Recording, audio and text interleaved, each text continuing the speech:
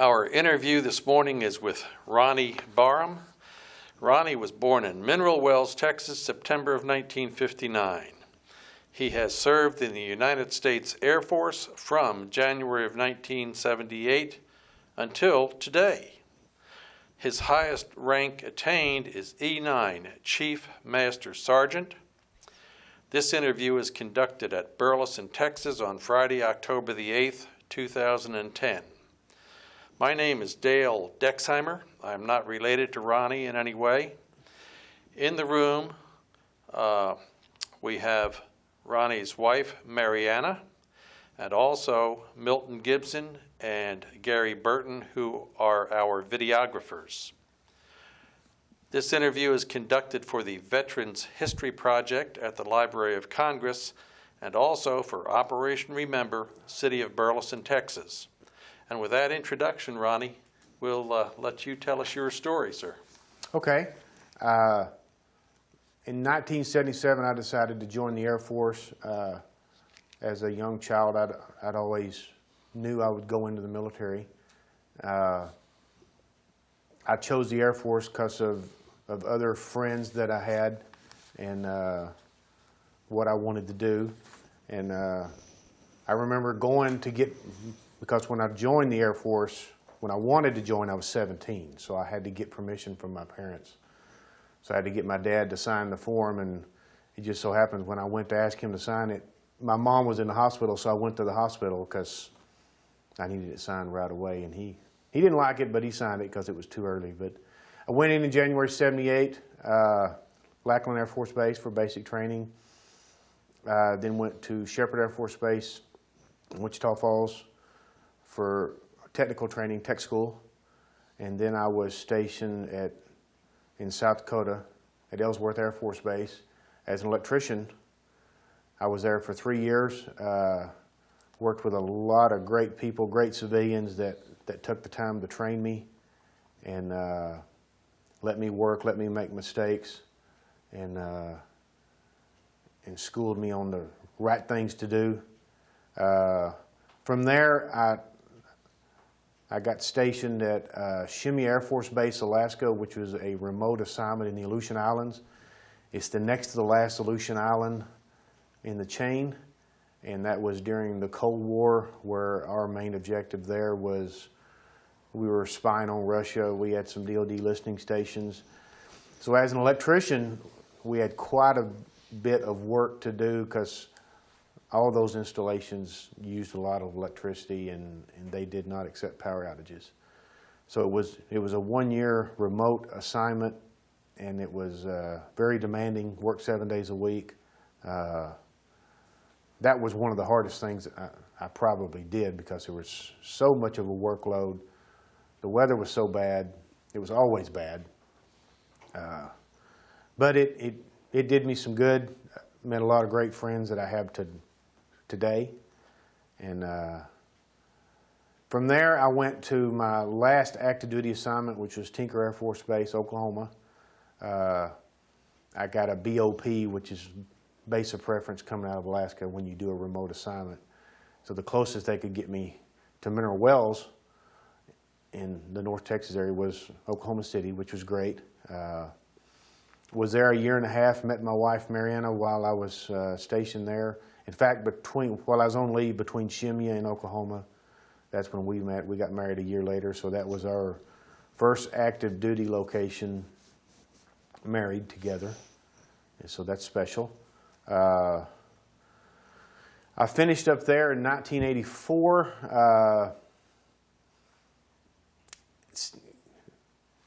I had a break in service for about a year and a half and missed the Air Force. I saw a B-52 coming out of Carswell one day when I was driving to Fort Worth, and it was just taking off. I think they had some kind of alert going on. And I remember seeing the B-52s when I was at South Dakota at Ellsworth, because we always had to get off the runway to let them land because we took care of all the airfield lighting.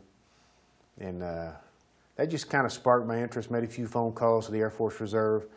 And as luck would have it, the unit that I'm in today, I joined it in 1985. I started there as an electrician, just like I was on active duty, stepped right in, right where I left off, except in the reserve instead of active duty.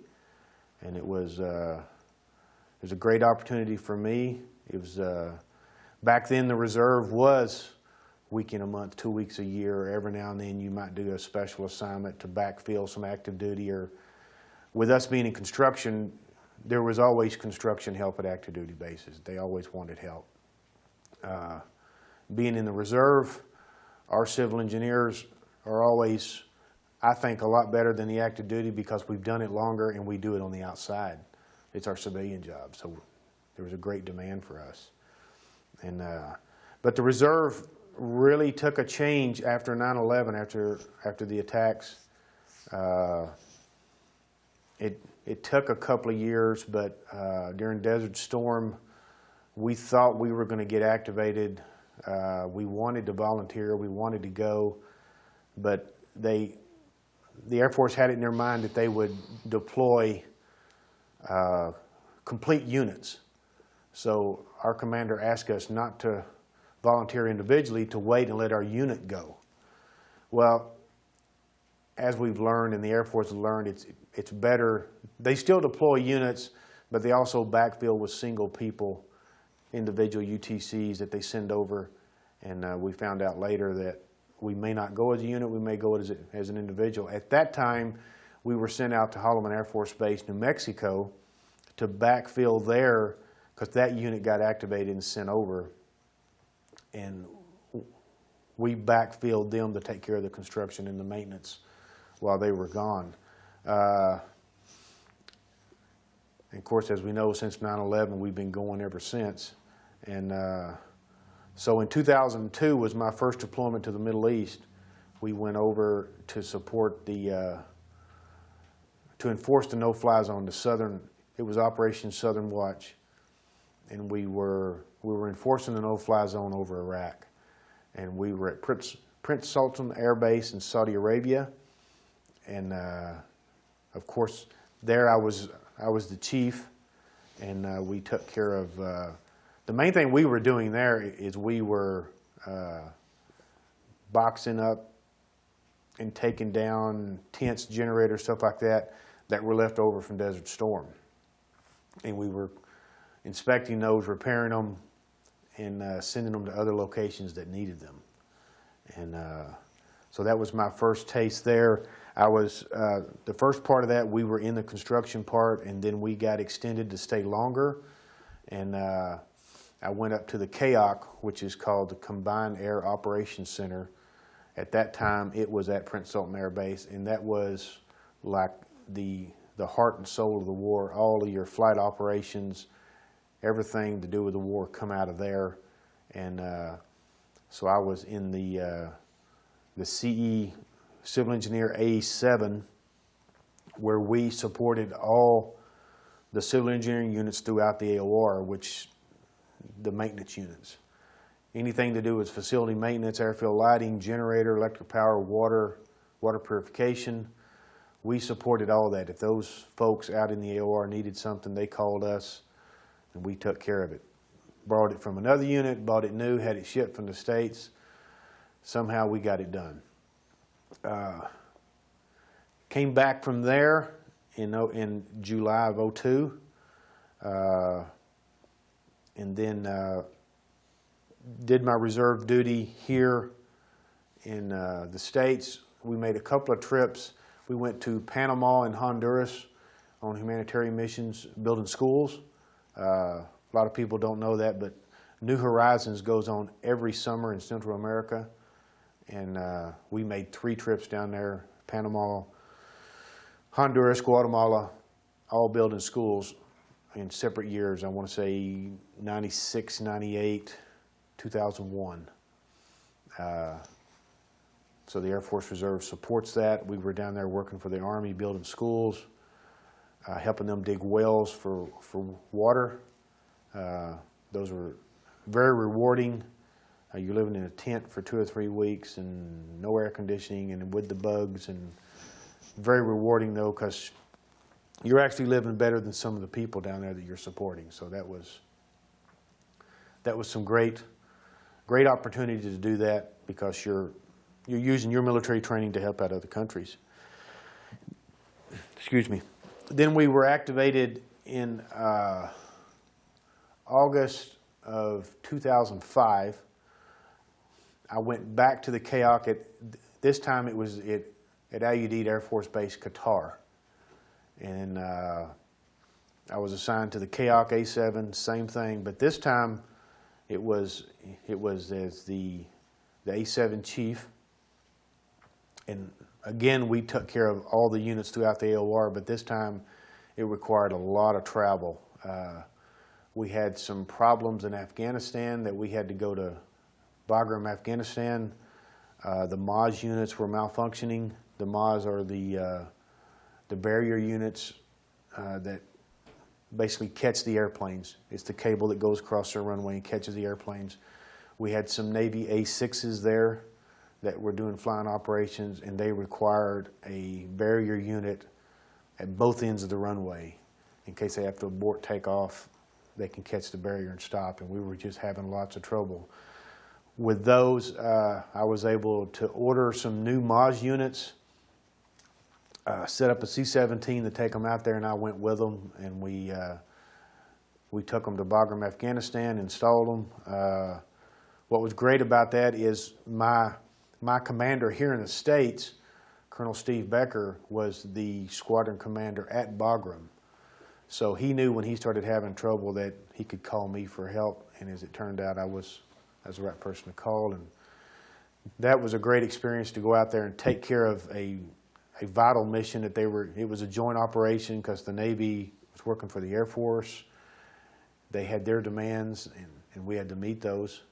We also helped out at that time. There was a massive earthquake in Pakistan. So we were able, from Al-Udeid, Qatar, to box up generators, tents, medical supplies, stuff like that. Take those into Islamabad, Pakistan, which is the capital of Pakistan. So we went into there and was able to help that country out. That was in November of '05 while we were deployed.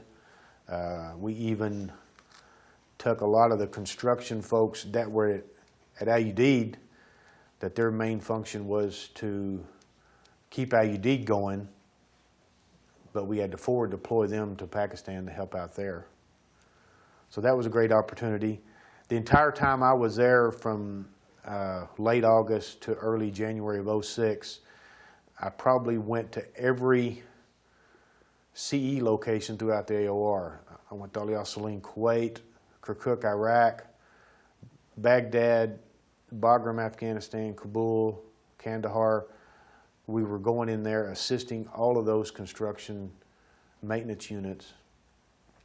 Sometimes we'd do nothing more than take them an air compressor because they didn't have one. Or we would borrow stuff from one unit, take it to another unit. Because we were so far away, it took too long to order something from the States and get it shipped over. So our office, the A7 at the KAOC at Al-Udeid, they called us when they needed help, and that was our function to take care of that. It was a great opportunity. Did lots of traveling, but you were just exhausted because you were in so many different time zones. It was hard to keep up what time it was at home, the time at Al-Udeid, and the time in Afghanistan, because you've got some half-hour time zones over there. So your body didn't know which end was up sometimes. You were traveling so much. I remember I called home for Thanksgiving from Afghanistan. I waited till Friday morning there and called home at Thanksgiving evening here, because the lines were so long to make a morale call on Thanksgiving Day in Afghanistan. I just gave up. Then it dawned on me looking at my watch, well, I can come back the next morning. Friday morning here is Thursday evening there, so I was able to call home then. That was a great opportunity. Came home in January of '06, landed at the airport. Just had tons of folks there, my parents, in-laws. We had a lot of people there. Welcome you home. It was just great to see all the American people, how they greet you. They shake your hand at the airport. I got a hug from a lady as I was coming off the airplane before I was going to baggage claim, she just stopped me and hugged me. So that was great to see the support from the American people, because I know our Vietnam vets did not get that. So I try to make it a point to shake a Vietnam vet's hand, because they didn't get the support that we did. And same way with our Korean vets. Came back here, deployed again. I just got back from there. I deployed again in January of 2010. Went to Kirkuk, Iraq this time. This was my first time to be out of the construction realm. I was selected as the Chief Enlisted Manager for Kirkuk Air Force Base. So I was the top enlisted post on base. We worked a lot with, we had a small contingent of Air Force people there, but we had Boss I, which means we ran the base. But we had, 2,000 Army folks there, so I worked a lot with the Command Sergeant Majors and the Sergeant Majors of the Army. We had a couple of Navy Master Chiefs, some Marines, not a whole lot of Marines, but it was basically a joint operation. We worked a lot with the State Department. The State Department was there doing a lot of construction downtown, humanitarian mission, so we did a lot of work with them. I guess our biggest thing while we were there was the elections for the country of Iraq. We did a lot of work with the Iraqis. They came on base every other Sunday. We had a combined security forces meeting where the Iraqi Army, the Iraqi Air Force, and the Iraqi police, the police of Kirkuk, would all come on base at Kirkuk Air Base, and we would meet in the DFAC, which is the dining facility. We'd meet in the DFAC, and we would have a map of the city up, and we were basically planning the elections. Basically, the way it worked, the Air Force had boss eyes, so we took care of the base, but the Army took care of all the security outside of the base. And they were working with the Iraqi Army and Air Force, setting up polling stations, doing the security for those. So it was a big operation up until the elections. There was lots of protests going on, which the way the Iraqis protest is they shoot at you. So we had a number, well, we probably had at least on the average 2 rocket attacks a week on Kirkuk, where they would just set up a rocket outside base, launch it, throw it over the fence. So we always had to be on alert there, because there was always something going on, especially if the weather was bad. If it was foggy and hazy, that gave them great ground cover so that they could not really attack the base by ground force, but they would fire rockets, IEDs, anything they could get, homemade stuff. So then as soon as we had some great alarm systems, so when they went off, you basically had 2 seconds before impact when you heard an alarm. So you would have to, basically you just hit the ground. If there was a bunker nearby, it was safer to hit the ground. If you took more than 2 seconds to get to a bunker, then if it landed near you, then it's going to take you apart. So had several injuries, a couple of casualties over there. We had probably 4 different incidents where some of the Army ground forces were attacked downtown, and the guys had to bring them in, and the Air Force took care of the medical part. We had some outstanding surgeons and medical people. As a chief enlisted manager, and the commander and I would go to the hospital, make sure the gates was open to get the convoys through there and get them to the hospital, and stand by to do anything that we could. Sometimes it was direct traffic, sometimes it just stay out of the way. But when you see those young folks come in there, shot up, it really tugs at your heart. But these, in that point, we never lost anyone once they made it to the Air Force medical folks took care of them, got them out of there, got them to Blot and on to Germany. We did have we had 1 suicide while we was there. Young Army troop took his life. That was tough. when you see a young kid. We lost one EOD kid, but we had some great folks there, like I said. Very rewarding job. Best job I ever had in the Air Force. It was great. Stayed there till May of 2010. It was a real chore to get home because that was when the volcano that was in Iceland was erupting. So you had ash all over northern part of Europe, so we couldn't get him. You couldn't fly because of the ash. So I was looking forward to the big homecoming and all the friends, but I kept sending my wife text messages, well, we're in Al-Udeid. We got stuck there for 4 days because no flights could leave because of the volcanic ash. Then we got to Kuwait. And so I let her know, okay, we're at Kuwait. Don't know when we're leaving here. Finally, they got a window for us to fly. We went to Portugal and then made it to BWI and then made it home. Of course, in that time, I think I texted her 7 or 8 times, emailed, I'd log on, so some of your older guys, the World War II vets, the Vietnam vets, probably think this is funny, but, we had the communication now, but we still couldn't get anywhere because the volcanic ash was shutting us down. But at least we were out of Iraq. We were, like I said, I spent 4 days at Al-Udeid, had a great room. We wasn't in a tent anymore. You wanted to go home, but you had some pretty good accommodations, so we could wait it out. But we finally got home, had a great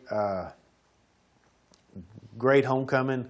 I think the best part of being deployed my last time to Kirkuk, of course, it was a chief enlisted manager, so I was a top listed person on base, so that was a great responsibility, great job.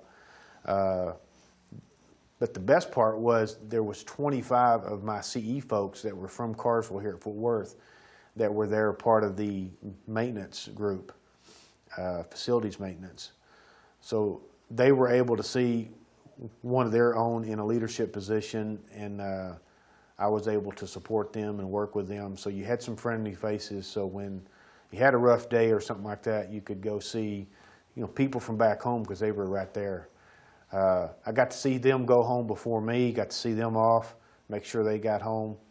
That was great. There was a couple of guys on that trip that had never deployed before, so it was their first time. And they were edgy and missing home. And so it was great to stick together and share that experience with them.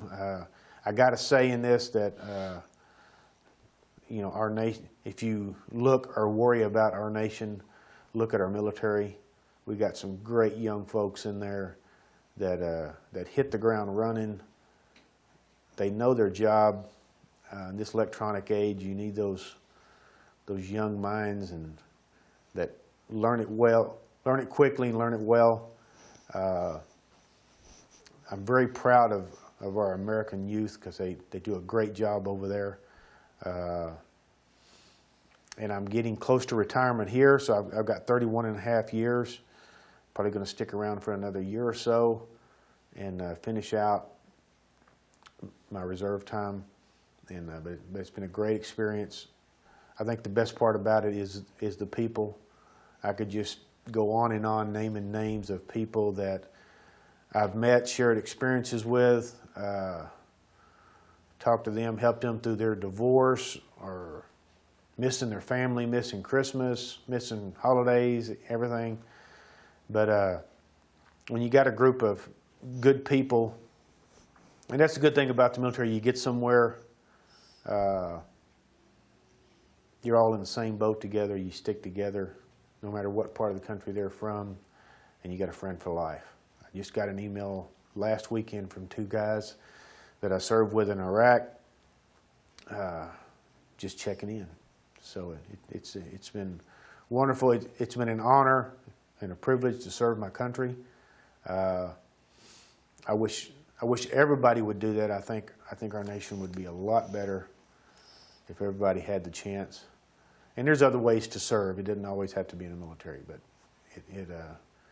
it was good for me. It whipped me into shape. Learned a lot from it. Got an education, and it's been wonderful. But you can't do something like this without your family supporting you. And I've had great support from my family, and that just you can't do this without somebody taking care of the home front. And Miranda certainly did that. So I could go on and on, but I don't. Let me go back and ask you some questions in that case, Ronnie. I guess you're an electrician on the outside? Yes, I've got a small electrical business, and I also work for Lockheed Martin on the F-16 program. Oh, so you're full-time at Lockheed? Full-time at Lockheed, do a little moonlighting electrical. Okay. That helps pay the tuition costs for the kids in college. You bet. Okay. Going back to your experiences, when you said the Aleutians, I have some impressions on the Aleutians, but do you hunt or fish, or did you hunt or fish up there? Where we were at, it was a small island. It was 2 miles by 4 miles. There was no trees. You could do plenty of fishing, all the fishing you wanted. There was no weapons allowed on the island other than our security forces. A lot of beach combing and a lot of work. Because since there wasn't a lot to do, you pretty much worked 6 days a week. Being an electrician, if you weren't working, you were on call, so you did a lot of work. It was a very small island. Wasn't much to do there. So lots of fog, lots of wind. Lots of fog, lots of wind. I can remember. You can remember just a handful of nights walking around at night, being able to see the stars, because you were right in the middle where you had the North Pacific on one side and the Bering Sea on the other, and they kind of collided, so the weather was always bad. So if the weather was bad and the planes didn't land and you didn't have fresh fruit, salad, you went back to frozen food and powdered eggs. But I mean, it wasn't that tough, but you just worked all the time. Being an electrician, we were always outside. We were climbing poles with ice on them. The electricity had to be going because we had the Cobra Dane, Cobra Ball, which were vital installations there, keeping an eye on Russia. Do you have a lot of alerts? Was there any threat from across the Bering Strait? Okay, there we didn't have a lot of threats. We did have a lot of alerts when I was at Ellsworth in South Dakota, because it was a SAC base. We had the B-52s there. And at that time, 78 to 81, it wasn't uncommon for the Russian Bear, that they had a bomber named the Bear that they liked to fly near the West Coast to see what we would do. So we would go on alert, we'd go on standby. Being in SAC, there was always alerts, there was always scrambles where they rolled the aircraft, the 135s and the B-52s. But being an electrician, we also took care of the airfield lighting, which meant when the snow started falling and the snow plow started running, they started plowing up lights, or they'd knock out lights, so we would work all night. As long as the snow was going and the plows were going, we were out there on the runway fixing lights, because at night you got to have your aviation. And so that was an experience coming from Texas and not getting a lot of snow. The first snowfall was a week before Thanksgiving in 1978. We got a foot of snow, and man, I thought that was great. By December, I was sick of snow, because as long as it's snowing, you're working. Because it was a SAC base, we were always open. So. When you got to Tinker, got married, was your wife with you at Tinker? Yes. When I got to Tinker, we were dating. We got married a year after I'd been there. So yes, she came there and lived with me. On base? We lived off base. Okay. I was an E5. I was a staff sergeant then. So and then if you get married, you have to live off base. And so I had an apartment right outside the base. And so our first 6-8 months of marriage was up there. And it turned out it worked pretty good, because I only left her one time. We had a field operation to go to in Florida. and so we were together pretty much all the time. So until I got off active duty back in the reserve and started leaving for 2 or 3 weeks at a time, we weren't really separated in the military until these deployments started coming out. Okay. And then you... Mariana worked when you were in Oklahoma City? No. No? No. Okay. So it was You've been to, well, let me ask first. You got out in 84 and went back in 85. Year and a half, year later. Yeah. And then that reserve time from 85 until you were deployed the first time in 02. 17 years. Did you go off to... we went to Terre Haute, Spain. was that like 2 weeks in the Yes, summer? Or, yeah. Okay, Or 2 the weeks. normal reserve Right. program at that time. We would do, the way it worked back then was the reserve, the active duty would ask for construction help. And so we went to Spain, like I said, the 3 deployments to Central America. Went to Hawaii once, building homes in Hawaii for some special needs. And Germany a couple times, England, Spain. I mentioned Spain. So skipping on to a little bit different subject here, Ronnie. You've been to lots of places and spent considerable periods of time, various places in the Middle East. And tell us something about the people in, say, well, the first time you went to Qatar. we went downtown.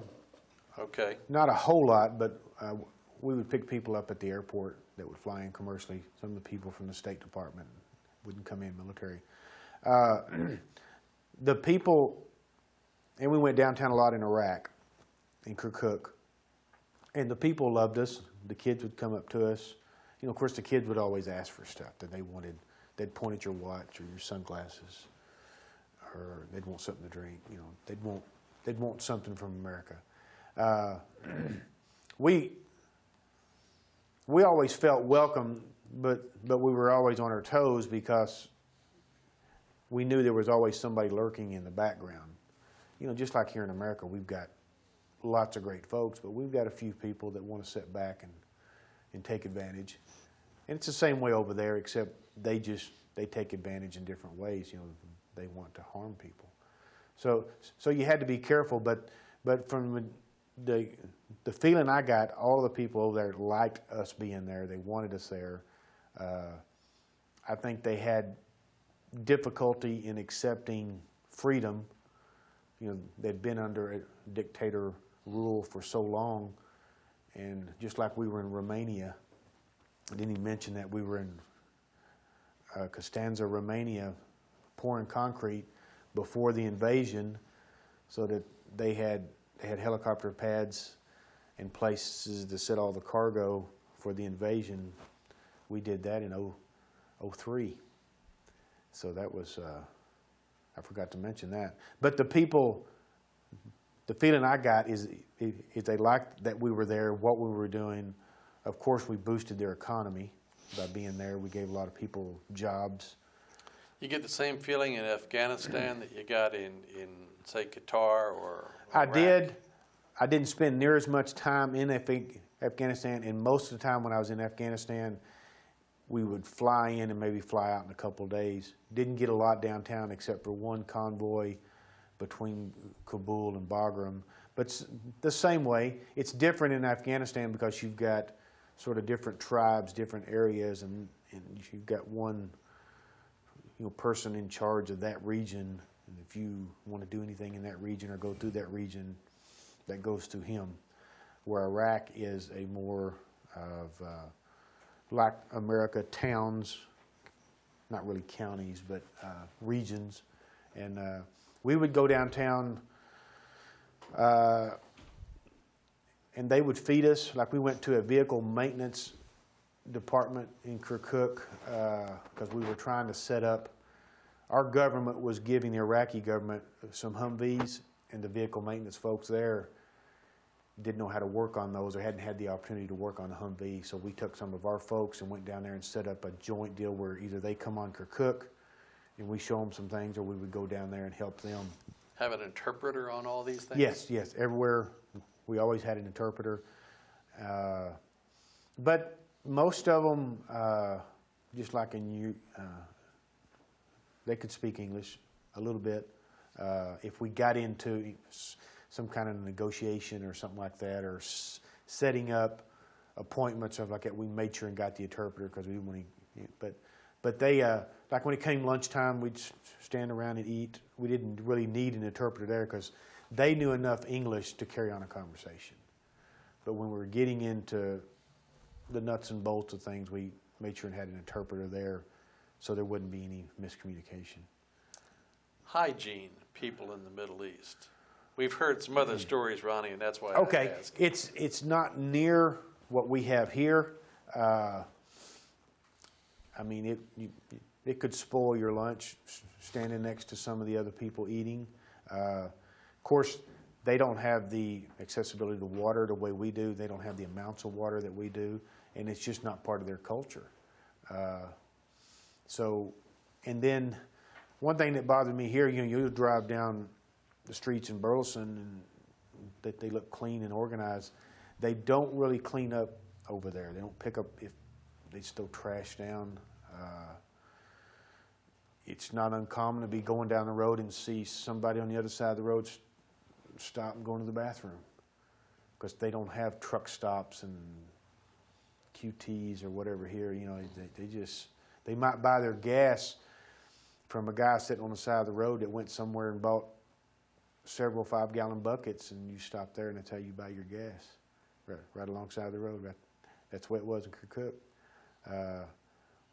Some places, had filling stations, but some of the remote areas, you'll buy your gas out of a 5-gallon jug. And of course, if you're driving for long periods of time, there's no place to go to the bathroom. There's no truck stop. You just pull over. So you might see that. The food that we had was great. We'd go downtown, and whenever we went downtown and met either at a school, because a lot of things we had going on was some of our construction guys were rebuilding desks for schools, and we'd take soccer balls and school supplies. And as we would go downtown and take those, and of course they would want to feed us while we were there. So we worried about hygiene a little bit there, but it was a nice break from DFAC food on base, although our DFAC was excellent. But you want to get something different. You're over there. I never got sick. I didn't know anybody that did. The food was really good, but you didn't really see anybody standing in line washing their hands before you ate either. So you took. Were you sure what was being served? Well, they told us it was lamb. It tasted like lamb. I was thinking goat, but lamb, I guess. Yeah. If it was dog, they didn't tell you it was dog. No. It tasted good. The vegetables were good. Big potatoes and rice. You knew what that was. But you just carry the hand sanitizer, and when the dust kicked up, you'd keep a scarf to keep the dust out of your face. There was a couple times we had some really bad sandstorms that you just got. You couldn't see across the street, so you keep a dust mask, handy, because the sand would just fill everything. A little different subject, Ronnie. Okay. Obviously, in 30 years, you've ridden on a lot of different airplanes. Mm-hmm. You mentioned a C-17. Uh-huh. Give us some idea of how big. Okay. C-17, you can drive vehicles, trucks. It can transport the big Humvees, the MRAPs, which is the big armored vehicles that we drive around in. It can transport those. It's basically, you're inside it. It's like being inside a 2-story, 3-story building. And when something that big is doing a combat landing, A combat landing is where you're coming into a combat zone. When you're landing, their idea there is to land quickly so they don't have a chance to shoot at you. So you come in high, you get close to the runway, and you drop. Best roller coaster you've ever been on. Don't even want to go to Six Flags anymore. I've already been to the best. But a C-17 and a C-130, we did a lot of traveling in those. Of course, C-17 was the best. It was bigger, it was quieter. If they didn't have a lot of cargo on it, once you got up and running, you could get out of your seat and go lay down somewhere. But you have to wear your armor when you're there because as you're flying, especially if you come into the combat zone, they take shots, and every now and then you'll take a round to the aircraft, so you want to have your armor on, helmet on, in case, because the fuselage is not going to stop a bullet. Really makes you worry when you're coming in, you're landing like this, and then they swerve. If they've got their loadmasters looking out the windows, and if they see somebody on the ground or somebody launch something, or if they just see somebody on the ground, they'll take evasive action and move away from them. And when you're dropping and then you move, your guts you're just hanging on. So it's fun in a way, but then if you're dropping and then you can feel the plane maneuver, then you wonder if something's up, and then if it's dark, we did several of those in the dark, you can't see anything.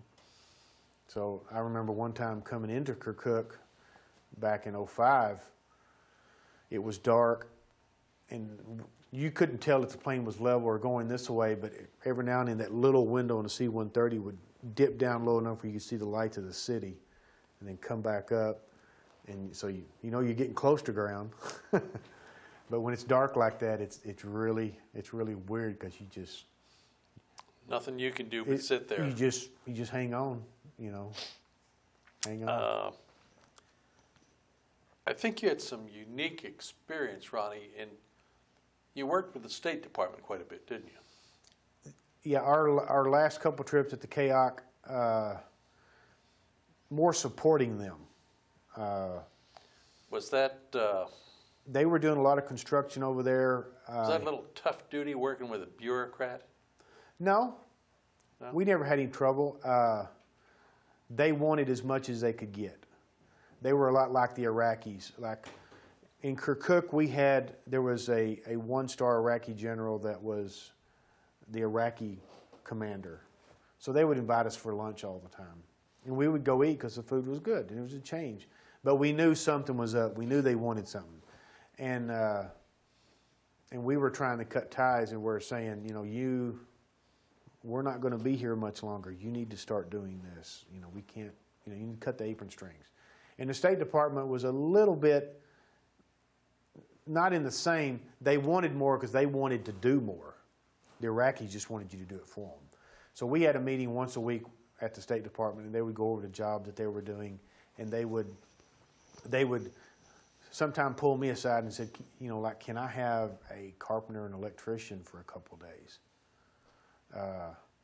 Which, we were more than happy to do that because it got some carpenter and electrician, they got to go off base and work and do like a humanitarian mission, and it gave them the opportunity for that. But then sometime, they might pull you aside and say, I got a hot tub out here and the pump doesn't work, I can't fill it. And that's okay. We'd send, we'd get somebody to go over there, but I'm going to send you somebody to fix that, but you need to do something for them. Give them a phone card, give them a coin, do something for them. So, but and I'm sure y'all have heard this over. There's all kinds of trades and boondoggles going on over there. But we would want to do stuff for them because they would call us and say, hey, we got a box of steaks if you want them. In military way. Sure, sure, scrounging. I got two more quick questions Sure. here, Ronnie. Drugs. Recently, in particular, your time on your deployments. We had some trouble with that. People just seem to figure out a way to use the The latest thing is spice. I don't know if I can explain what it is, but it was, you have all these things that are illegal, and then you have all these people that figure out a way to take, regular drugs you buy off the shelf and combine them and make something, figure out some way to get high. And they figure out a way to do that. And we have some folks, I don't want to say young folks because it's all kinds. We dealt with a lot of contractors over there, DynCorp, Kellogg Brown and Root that had contractors over there. We had one get so high that he ran off the road, ran through some barricades. We dealt a lot with that, with any, you can have, thousands of great people over there, and it only takes one or two to, find some bootleg liquor. The Iraqis would sneak liquor on base.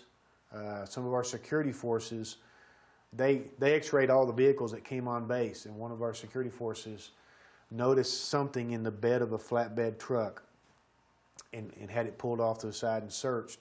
They unloaded the truck. There was a place in the bed that they'd made a cutout, and there were several bottles of whiskey in there that Iraqi was sneaking on base, and I'm sure he would make enough money off a few bottles of whiskey would equal his monthly salary, so they would try that.